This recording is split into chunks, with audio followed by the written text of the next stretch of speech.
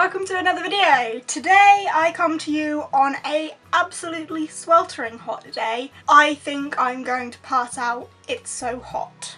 It's probably not actually that hot to other people elsewhere on the globe, but here in England this is hot, really hot. So sorry if I'm looking sweaty or like I never have my hair up in a bun like this, but I cannot have it down right now and I don't really like having my shoulders out, but whatever, it's too hot to think about anything other than trying to remain cool. Anyway, here I am for you today with another one of those incoherent book babble things. I feel like I haven't said that in a while, I don't know why. But yeah, I recently finished Hunted by Megan Spooner and I am going to tell you my thoughts and feelings. I'm gonna do it in a half non-spoilery, half spoilery sort of thing.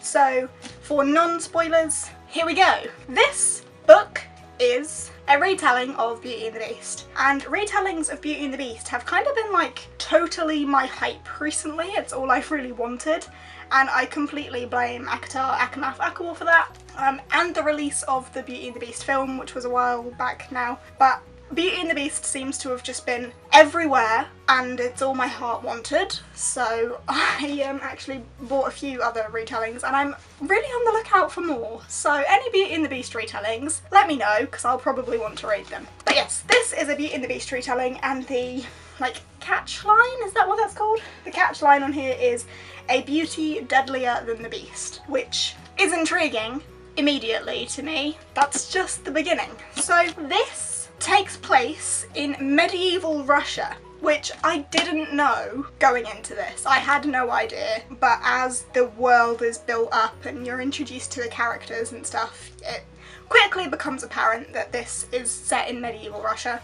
And Spooner at the end, in her little dedication thing, or about her, a note from the author thing, she explains that it is medieval Russia. But yeah, there we go. I didn't know that going into it, and after noticing like the Russian folk tales and stuff going into this, I realised that in my life, within the past like 6 or 7 months, I've read a lot of books that contain some sort of Russian folklore. This one, for one, Vasa in the Night, for 2, and whether you believe me or not, A Court of Wings and Ruin, for 3. All 3 of these books contain some sort of Russian folklore in them, and I've really enjoyed all 3 of them, so maybe that says something about me. Maybe I need more like Russian folklore in my life, I don't know. But yeah, Russian folklore. This book follows the story of Eva, I think. Y-E-V-A, I have no idea, but I think it's pronounced Eva rather than Yeva. I don't know. I'm gonna keep calling her Eva though. So this follows the story of Eva, who at the beginning of this book is pretty much part of high society in her town. Her family is very wealthy. She's kind of set to be married soon, although he hasn't proposed, but there's rumours of one of the other wealthy men in her village wanting to marry her. Her older sister is married, and her older sister is slightly disabled, so hasn't found a husband yet, but that comes into play later. And pretty much her family's wealth goes to pot and they have to move out of their mansion house and move to a little cabin in the woods. And at that, I was very much getting ACOTAR feels. A wealthy family, 3 sisters, the mother's not around, the father was a merchant and his wealth went to pot, so they moved to a little cabin place. Very much getting ACOTAR feels from that. But I suppose, in a way, that's any Beauty and the Beast story, isn't it? Even though in the Disney one, their wealth hasn't gone to pot, I suppose.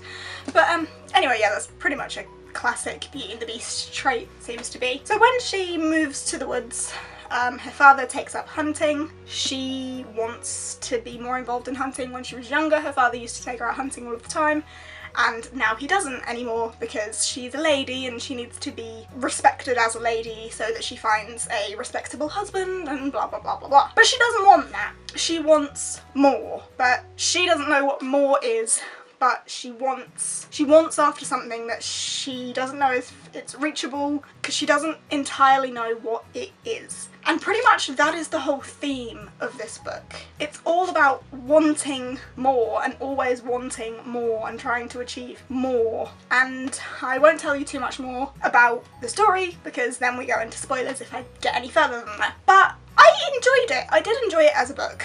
I think I gave it 3 stars, possibly 4, 3.5-ish. It was really slow getting into, to be honest with you. It took me a while. Well, it didn't take me a while time-wise because I was reading it like on my lunch breaks at work and stuff, and it's the only book I had on me, so I was getting through it with some sort of speed, but the pacing of the actual book was very, very slow. I didn't feel like we were getting anywhere very quick. Like when people at work were saying to me like, oh, are you enjoying your book? And I was like halfway through and I was thinking like, it's just really slow. But after you hit a certain point, and I won't tell you what the certain point is, but after you hit that certain point, the pace of the book absolutely picks up, and I really struggled to put it down after hitting that point. So I did thoroughly enjoy it, but that definitely deducted some star rating from it for me because I wasn't hooked from the very beginning. It took time to actually get invested in it and want to know what's going on more. And I suppose that's because at the beginning of the story it is very much about her being a wealthy woman who needs to find a husband and things that weren't interesting to me. It was just about Russian medieval society. There was no like fantasy element until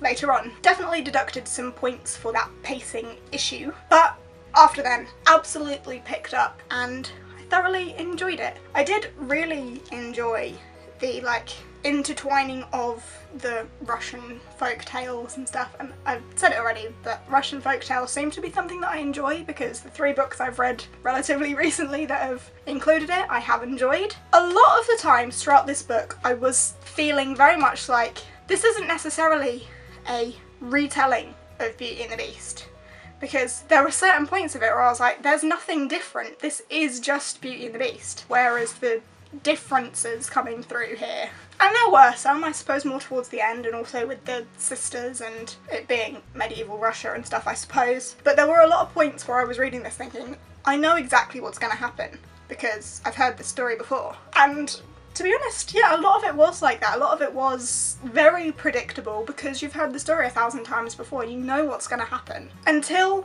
the very end. And the very end was my favourite part, really.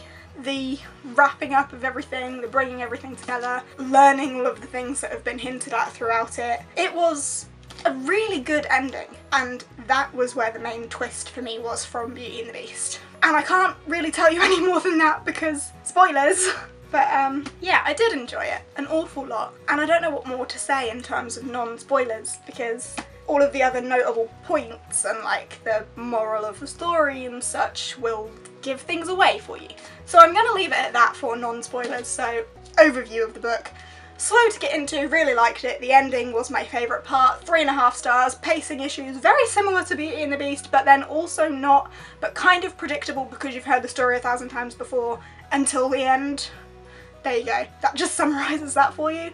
And now we will go into the spoilery part about this book. So if you haven't read this book, now is the time for you to leave. Thank you very much for joining me. I will see you another time. And spoilers.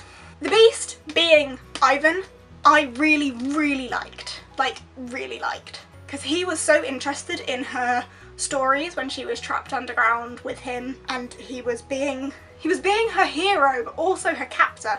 And I think that was really fascinating. Like, really fascinating. But him being Ivan, so he was like telling her to tell him stories about himself because she had heard of him because he's been this beast creature for centuries, so he was like a famous folk tale to them.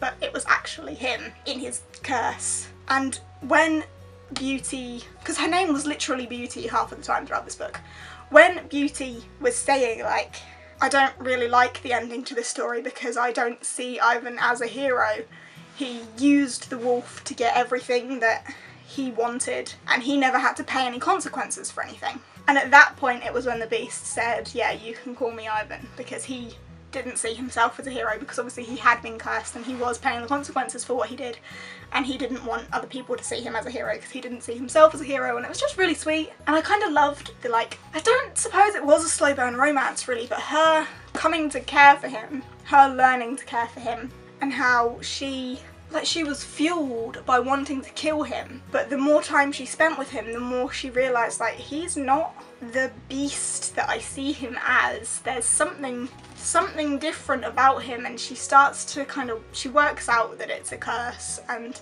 that she needs to break the curse on him, but she's still fueled by such hatred because he killed her dad. Until of course she works out that he didn't kill her dad, but that's after she's already killed him. But he can't be killed, and that's part of his curse as well, because he'd tried to end his life so many times before, and that was all just really sad, wasn't it? But yeah, her learning to like care for him and coming around to being around him and enjoying his company and caring for him, it was great. And when she went back to her family, she didn't feel right and she wanted to go back to him. She felt like it was what her life had led to, was to go back to him. Because all throughout her life she wanted more. She was never satisfied. She wasn't satisfied with her family's wealth and the fact that another wealthy man wanted to marry her and make her a wife and do everything that she loved. She'd kind of always wanted someone to love her for her rather than her wealth, love her for her hunting knowledge and stuff. And she did say that at the beginning, like she wants a man who will love her for her skill. And when Solnir says that that is what he loves her for, that still isn't enough for her. She still wants more, and she's never satisfied with what her life is offering her. And that really is the whole moral of the story, isn't it? The longing for the Firebird, and the Firebird representing desire, and the beast's curse being that the Firebird has to come to him on her own. For the beast, Beauty is the Firebird, and she did come back to him, and that's what broke the curse. I did thoroughly enjoy all of the like twists of taking her into this magical world where like Borovory, the fox thing, when he led her where she wanted to go, like tell me how to kill the beast, and it goes to that icy thing and she falls in and nearly dies and the beast saves her. That's another thing that I found very similar to the original Beauty and the Beast, where she's in a near-death encounter and the beast comes and saves her and then he gets injured himself and she has to help him, blah blah blah. But I enjoyed that, how she kind of got twisted up in the dangers of this magical world. And then when she is talking to Layama, really bad with names in this book, but when she was speaking to that woman dragon thing and she was kind of hooked into her spell, and her spell would be that she could kill you and put you out of your misery, and Eva was close to kind of saying yes, but then she realised what she was actually doing, and she was put into very many situations where she was kind of offered a desire and had to work out what she was doing. And then she found the Firebird. She thought her whole life was finding the Firebird, and then she found it and the Firebird was like, I am all of your desires, you have found what you wanted. And then she tried to kill the Firebird and the Firebird disappeared, and then she was trapped in that icy waterfall and she was gonna die. And then the beast, who had turned back into the beast because he thought Eva had left him, he was much more wolf than man and could smell her, and I think wanted to eat her at this point because he was more wolf than he was man. He kind of crashed her out of this waterfall and she had to bring him back to himself, and that's when she said to him, like, she told him the story of Ivan, but she twisted it to not the original folk tale of how he never was punished for everything that he did, but she told what she had worked out to be the real story because she had worked out that he was Ivan. So she retold the story of Ivan and the Firebird, but the way that it actually was as his life. And that's when he kind of snapped back into more of a man than a beast and was like, how did you know that story? And she was like, I worked it out and I'm so sorry that I couldn't get the Firebird for you. It's what I wanted to do for you. I wanted to break your curse. I felt like my entire life had led up to being this person for you. And that's when he kind of turned fully man and was like, don't you see, Beauty, you are my Firebird because you are my desire and you came back to me of your own free will. So the Firebird, although it was a physical thing, is just one big metaphor for desire. And I really liked that, and they both kind of admitted to each other that they were very similar because all both of them ever wanted in their lives was more. Ivan in his story wanted to be king, wanted the horse with the golden mane, wanted the Firebird, wanted the prettiest maiden in all of the land, wanted the golden cage that would be all of his wealth. He wanted it all and he wanted more and he was never happy. And Eva wanted more. She wanted a man that would love her for her skill, but not Solnir. She wanted to be out in the woods, but out in the woods wasn't enough. She wanted to be out in the actual woods, and that wasn't enough, and nothing was ever enough for her, and she could never be happy. And when her sister Asenka said to her, "What is it you're looking for?" her answer was that she didn't know, she just wanted more. So they were very similar in that way, and I really liked how, like, both of the things that they both wanted most in life was this firebird, and they ended up being each other's desire, and it was just a really nice way to wrap up the story. And Asenka, who is her disabled elder sister, ended up with Solmir because whilst Eva was away, she was away for like a year or something, so they assumed she was dead. But in her head it had only been a couple of months because time worked differently in that forest. But she went back and they thought she was dead. And in that time, Solmir had kept his promise to look after their family, but he had also fallen in love with Asenka because he thought Eva was dead. But she wasn't, and she went back and she was like, "Hey, I don't love you anyway," pretty much. And it's okay for you and Asenka to be together. And he was like, "No, I made you a promise. I promised you I would marry you." And she was like, "I love you, but as a brother, please marry my sister, not me." And that was really sweet as well. And then at the very end, obviously, Ivan and Eva are together and they go back to the village, and it's just fantastic. And it ends with them being like, they might get married, they might have children, they might tell other children their stories, they might one day tell their own children their story, and it's kind of just left to go on. And it was a really happy ending. I really did enjoy the story, but the pacing was a bit of an issue for me.